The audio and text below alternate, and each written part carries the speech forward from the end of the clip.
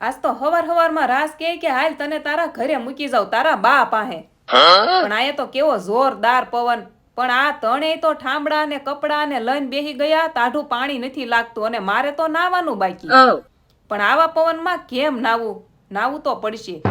પછી એક બાઈએ રોટલા બનાવ્યા, એક બાઈએ શાક બનાવ્યું. અમે બધાએ ખાધું.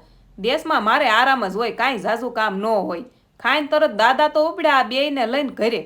અને આને તો હેતું હુઈ ન જાય ત્યાં સુધી હિસકો ચાલુ રાખવાનો છે. આ બેય ભલે કામ કરે પણ મારા બાને કાંઈ કામ કરવાનું નથી. માવો ખાઈને હુઈ જવાનું. ઘરે આવીને કપડાં તડકે નાખ્યા, પછી થેલા ભરવાનું કામ લઈ લીધું. કામ પતી ગયું એટલે હવે રિટર્ન સુરત જવું પડશે. વળી પાછા બા કહેતા થા કે મેથી ને મરસા લાવ્યા છે તો ભજીયા કરવાના છે.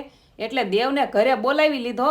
હારે બધાએ ભજીયા ખાધા અને પછી ખાઈને બધાને કર્યા ટાટા બાય બાય.